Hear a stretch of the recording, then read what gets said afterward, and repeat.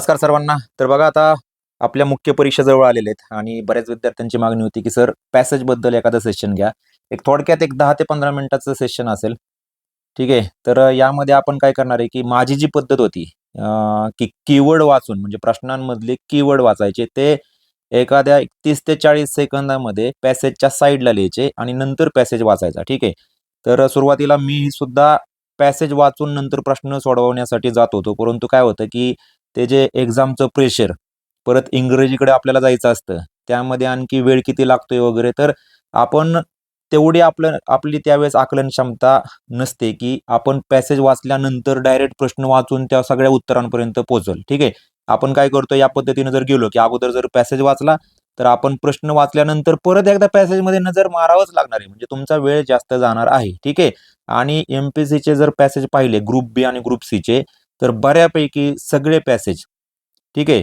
तर बऱ्यापैकी सगळे पॅसेज कसे आहेत तर फॅक्च्युअल आहेत, की तुम्हाला तिथं त्या एखाद्या वाक्यामध्ये उत्तर निघणार आहे. तुम्हाला आकलन क्षमतेवर उत्तरं नाहीत. जसं की सी-सॅटमध्ये राज्यसेवेमध्ये काही पॅसेज तसे असायचे, की तुमच्या आकलन क्षमतेवर आधारित त्याची उत्तरं निघायची. तिथे ठीक आहे, की तुम्ही अगोदर पॅसेज वाचला आणि नंतर उत्तरापर्यंत पोहोचला किंवा नंतर प्रश्न वाचले तर ठीक आहे.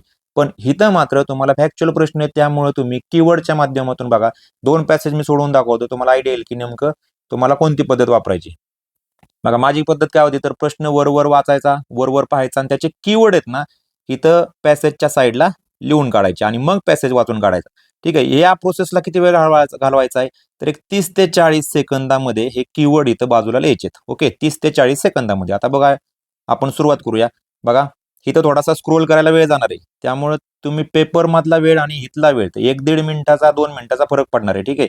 आता बघा सयाजीरावांनी कोणत्या धर्माभ्यासाला योगदान दिले? ओके. म्हणजे सयाजीरावांबद्दल पॅसेज आहे.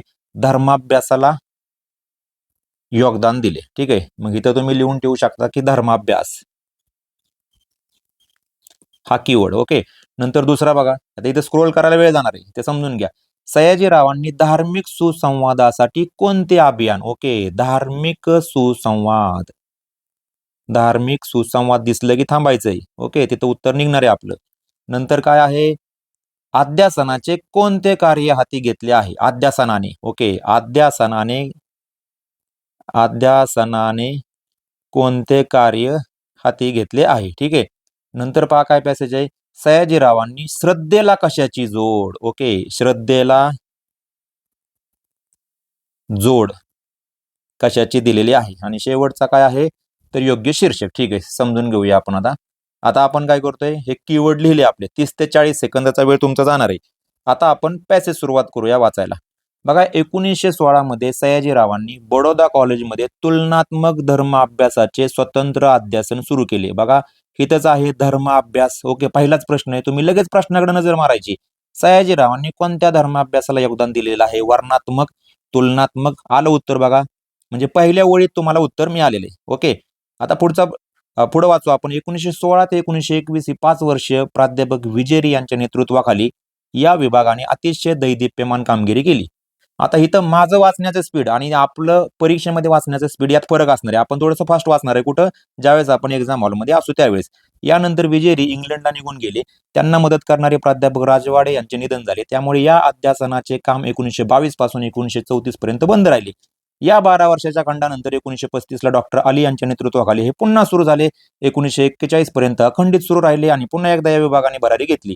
पहिली 5 वर्ष आणि नंतरची 6 वर्ष अशी 11 वर्षे या विभागाने तुलनात्मक धर्म अभ्यासाला जे योगदान दिलं, आपलं उत्तर तर ऑलरेडी निघालेलं आहे. ठीक आहे. तेच इथं त्यांनी सांगितलेलं आहे. ठीक आहे. त्याला भारताच्या इतिहासात तोड नाही. कारण अशा प्रकारचे भारतातील पहिले आणि शेवटचे अध्यासन होते. भारतासारख्या धर्म प्राबल्य असणाऱ्या देशात धर्माच्या वैज्ञानिक आणि तुलनात्मक अभ्यासाला प्राथमिक शिक्षणापासून ते उच्च शिक्षणापर्यंत सर्वच स्तरावर आज अखेर परिघाबाहेर ठेवले आहे. अपवाद राजस्थान विद्यापीठातील तुलनात्मक धर्म हा एकमेव अभ्यासक्रमाचा विषय आहे. ठीक आहे. आतापर्यंत बघा अध्यासनाचे कार्य, धार्मिक सुसंवाद हे शब्द आलेले नाहीत किंवा श्रद्धेला जोड हे शब्द अजून आलेले नाहीत. ठीक आहे. चला पुढे वाचूया आपण. अध्यासन मात्र भारतात कोणत्याही विद्यापीठात निर्माण झालेलं नाही. या पार्श्वभूमीवर 1904 वर्षापूर्वी सयाजीरावांनी भारतात तुलनात्मक धर्म अभ्यासाचा पाया घातला. त्यांचे हे काम म्हणजे धार्मिक सुसंवादासाठीचे धार्मिक सुसंवाद. आलं का धार्मिक सुसंवाद? त्यांचे हे काम म्हणजे धार्मिक सुसंवादासाठीचे धर्म साक्षरता अभियान होते. चला प्रश्नाकडे काय प्रश्न आहे? सयाजीरावांनी धार्मिक सुसंवादासाठी कोणते अभियान, तर कोणतं अभियान सांगितलंय? धर्म साक्षरता अभियान उत्तर निघलेलं आहे. पॅसेज वाचता वाचता उत्तर निघतायत. अगदी आजही भारतात तुलनात्मक धर्म अभ्यासक सापडत नाहीत. भारतातील राजस्थान विद्यापीठाचा एक अपवाद वगळता विद्यापीठातील तुलनात्मक धर्मशास्त्र अभ्यासक्रमात सुद्धाही नाही. मग स्वतंत्र अध्यासनाची चर्चा तरी कशी करायची? ठीक आहे, नका करू. मग प्रश्न असा पडतो की सयाजीरावांनी त्या काळात या विषयातील तज्ञ उपलब्ध नसतानाही हे अध्यासन कसे चालवले असेल? आता पुढे पहा. आजही सयाजीरावांनी त्या काळात तुलनात्मक धर्म अभ्यासाच्या क्षेत्रात केलेल्या कामाच्या रस्त्याने जाणारे काम झालेले नाही. ओके. 11 वर्षातील या अध्यासनाच्या उपक्रमांचा आढावा घेतल्यानंतर या क्षेत्रातील संशोधनाला या विभागाने दिलेली चालना, प्रकाशित झालेले शोध निबंध आणि ग्रंथ याचे विषय आपल्याला थक्क करून सोडतात. ओके. या दृष्टीने 1916 मध्ये ज्यांच्या नेतृत्वाखाली सयाजीरावांनी बडोद्यात तुलनात्मक धर्म अभ्यासाचे अध्यासन सुरू केले त्यांना 19 ऑक्टोबर 1932 मध्ये लिहिलेल्या पत्रात या विषयावर चर्चा केली आहे. कारण 1922 ला विजेरी इंग्लंडला निघून गेल्यामुळे बंद पडलेले हे काम पुन्हा सुरू करण्याचा विचार महाराजांच्या डोक्यात होता. पुढे 1935 मध्ये हे अध्यासन पुन्हा सुरू झाले. त्यामुळेच या पार्श्वभूमीवर विजेरींना लिहिलेल्या पत्रातील महाराजांची भूमिका समजून घेणे उपयुक्त ठरले. महाराज लिहितात, बडोद्यामध्ये तुम्ही तुलनात्मक धर्मशास्त्र या विषयाचे प्राध्यापक होते. मला या विषयामध्ये आजही रस आहे. मी सध्या नवीन धर्म काढण्याचा प्रयत्न करतोय. असे नाही ते माझ्याकडून शक्य नाही. तर हिंदू धर्मातील नवीन पद्धती, त्याची तत्वे, प्रार्थना, गीते इत्यादी यांना एकत्रित करून काही पुस्तके काढण्याचा प्रयत्न करतो. याचा फायदा नवीन पिढीला होऊ शकेल. ही पुस्तके अगदी सोप्या भाषेत लिहिलेली असतील. श्रद्धेला बुद्धी प्रामाण्यवादी. ओके, श्रद्धेला जोड विचारली बघा. श्रद्धेला बुद्धी प्रामाण्यवादी करण्यासाठी बराच पाठपुरावा आणि संयम लागणार आहे. बघा, श्रद्धेला कशाची जोड? बुद्धी प्रामाण्य. उत्तर निघले. 3 उत्तर तुमची निघलेली आहेत. ठीक आहे. पॅसेज वाचता वाचता तुम्ही फक्त काय केलंय की सुरुवातीचे 40 सेकंद फक्त लावलेत. 30 ते 40 सेकंद हे कीवर्ड लिहायला. त्या 30 ते 40 सेकंदाच्या जोरावर तुम्ही आता पॅसेज वाचता वाचता 3 उत्तर तर काढलेले आहेत. जबरदस्ती किंवा सक्ती करून या बाबतीत फार काही प्रगती होऊ शकणार नाही. तुम्ही या कामात माझ्यासोबत असतात तर आणखी बरे झाले असते. काही काळापूर्वी या संदर्भात मी तुमच्याशी संपर्क केला होता, पण तेव्हा माझाच पूर्ण विचार झालेला नव्हता. ठीक आहे, पॅसेज संपले. आता बघा, हे उत्तर निघलेत, तिथं परत जायचं ना, परत क्रॉस चेक करायचं नाही. तुमची तिथल्या तिथं कन्फर्म उत्तर निघलेत. काय निघलं नाही? शीर्षक आणि अध्यासनाने कोणते कार्य हाती घेतलेले आहे? बघा, शोध निबंध आणि ग्रंथ प्रकाशन, धर्म सुधारणा, तत्वज्ञानाची चिकित्सा आणि धर्मप्रसार कोणते कार्य हाती घेतले? इथं कुठेतरी शोध निबंध सारखं वाचलंय बघा. ही पहिला पॅसेज तर तुलनात्मक धर्म अभ्यासाला आता पहिला पॅराग्राफ. इथं बघा, प्रकाशित झालेले शोध निबंध आणि ग्रंथ. ओके, आता यामध्ये फक्त एकच उत्तर टाकायचं तर आपलं पर्याय क्रमांक 1 येणार आहे. ओके, म्हणजे जर ए बी बी सी असं काय असतं तर मग आपल्याला आणखी वाचावं लागलं असतं. इथं शोध निबंध आणि ग्रंथ प्रकाशन आपल्याला दिसतंय.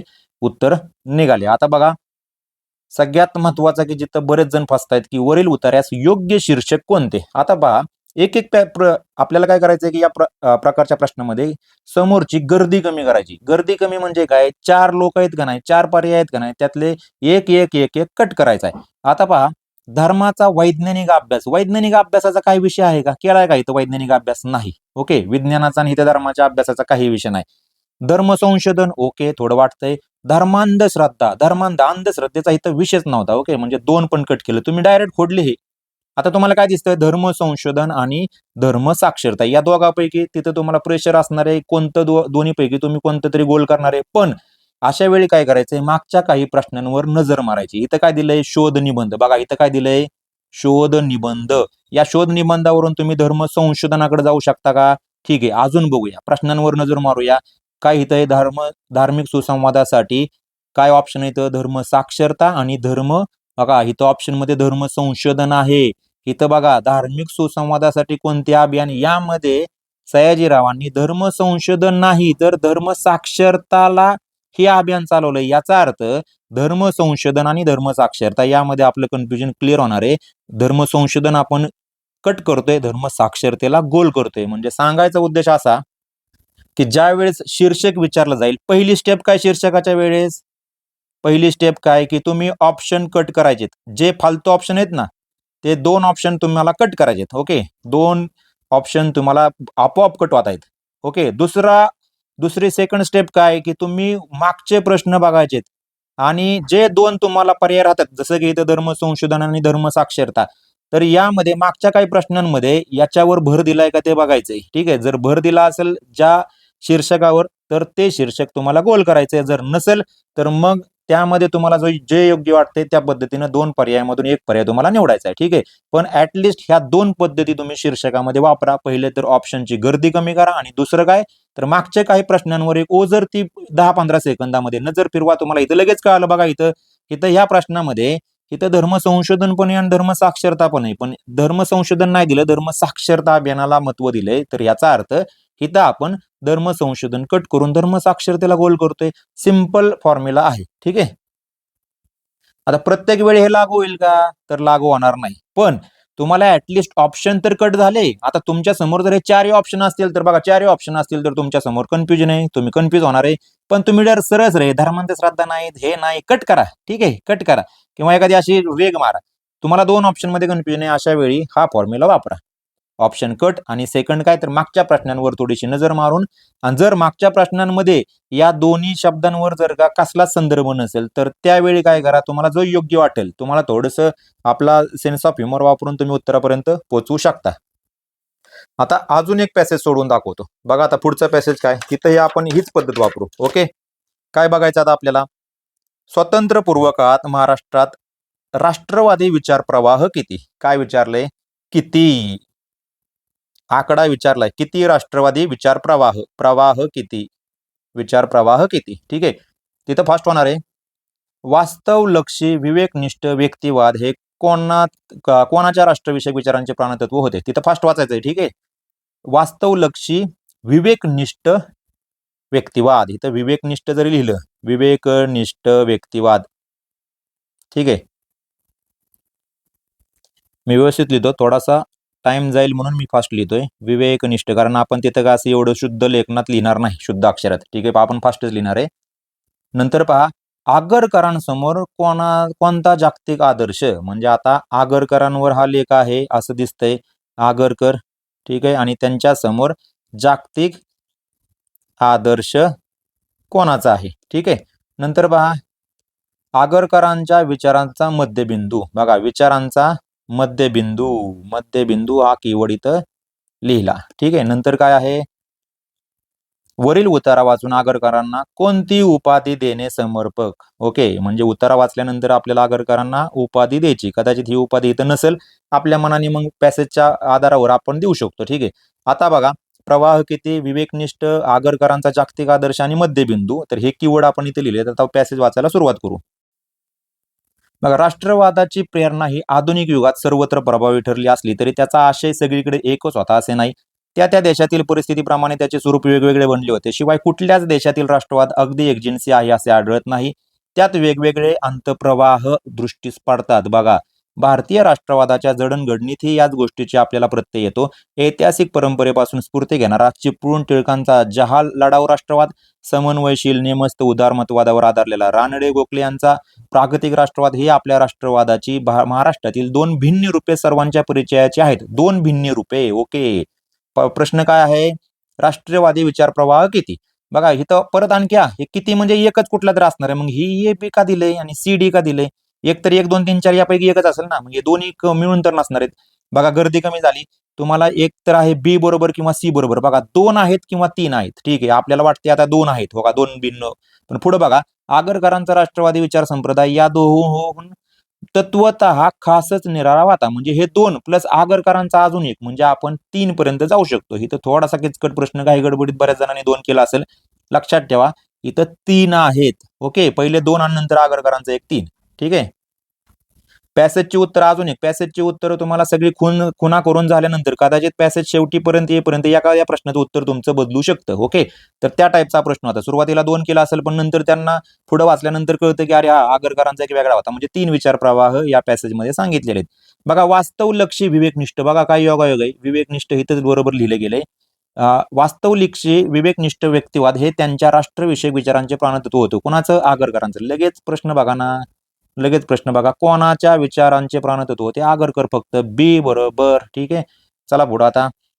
नंतर बघा, विशिष्ट भूप्रदेश हे राष्ट्राचे बाह्यांग होय, राष्ट्राच्या उत्कर्ष अपकर्षाच्या संदर्भात त्याला देखील महत्व आहे. ओके, पण देशातील हाडामासांची जिवंत माणसे हेच त्याचे खरखुरे अंतरंग वास्तविक जीवनसत्व, म्हणूनच अमूर्त संकल्पनेचा उदोउद त्यांना श्रेयस्कर वाटत नव्हता. ठीक आहे, व्यक्ती प्रेरणेला गौण लेखणाऱ्या परंपरावादाला त्यांचा विरोध होता. त्यामुळे राष्ट्रहित आणि लोककल्याण हे शब्द त्यांनी प्राह्य समानार्थी म्हणून वापरले आहेत. पारतंत्र्याचा प्रत्यक्ष अनुभव घेतलेला असल्यामुळे आपल्या देशातील विचारवंतांना सामान्यतः आक्रमक राष्ट्रवादाचे आकर्षण नव्हते. आगरकरांच्या राष्ट्रनिष्ठेत अर्थातच संकुचित स्वार्थबुद्धीचा, तत्वशून्य मिथ्याभिमानाचा लवलेशही नव्हता. ग्लॅडस्टॅन, रिपन, ब्राईट, ब्रॅडलॉ, ह्यूम अशा उदारमतवादी मुत्सद्यांचे व चिंतकांचे आदर्श त्यांच्या डोळ्यापुढे होते. ओके, आदर्श विचारले बघा, आदर्श विचारले. काय विचारले? जागतिक आदर्श. ओके, लेखकाचं सॉरी त्या लेखकाची नावं नाही ती, ग्लॅडस्टॅन, रिपन. पण काय दिलं इथं? उदारमतवादी. ओके, उदारमतवादी. ओके, उदारमतवादाचा आदर्श होता. हे 3 उत्तरं तुमची निघलेले इथं.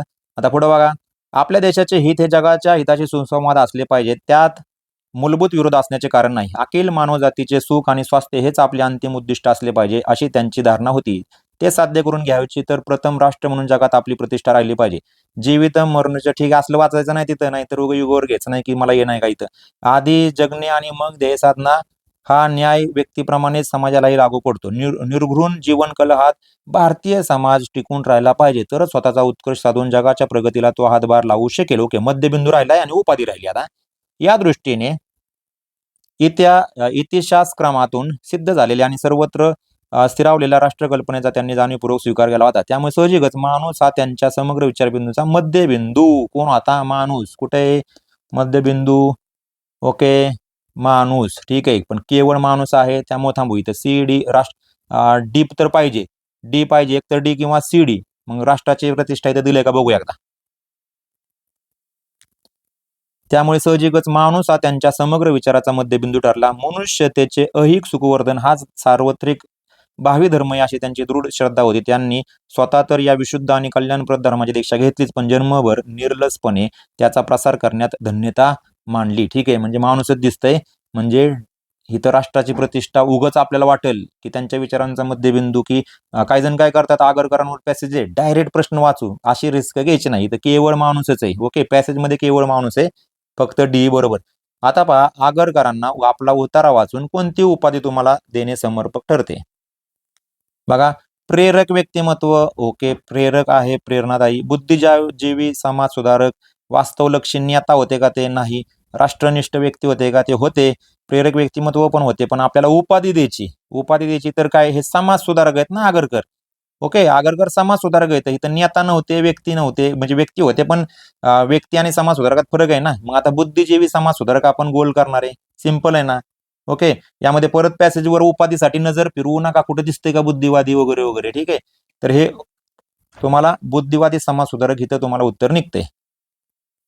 तर या पद्धतीचे बघा फायदे काय आहेत की तुम्हाला इथं तुम्ही मागच्या आणखी 20, 21, 20, 19, 18चे पेपर बघा, तुम्हाला तेच दिसणार आहे की फॅक्च्युअल प्रश्न इथं, फॅक्च्युअल प्रश्न इथं. आणि सगळ्यात महत्वाचा कीवर्ड आहेत का नाही, कीवर्ड क्रमाने लिहा. म्हणजे इथं पहिला कीवर्ड इथं, दुसरा कीवर्ड इथं. बघा, मी स्वतः काही पॅसेज सोडल्यानंतर मला जाणवलं की जवळपास जवळपास 10 मधले 9 पॅसेजमध्ये 10 मधल्या 9 पॅसेजमध्ये क्रमाने उत्तर आहेत. क्रमाने म्हणजे ज्यावेळेस तुम्हाला असा प्रश्न नाही आला की पहिला जो प्रश्न आहे ना, या पहिल्या 36 नंबरचा प्रश्न आहे ना, या 36 नंबरच्या प्रश्नाचं उत्तर पॅसेजच्या शेवटी असं नाहीये. 10 पैकी 9 मध्ये नाही.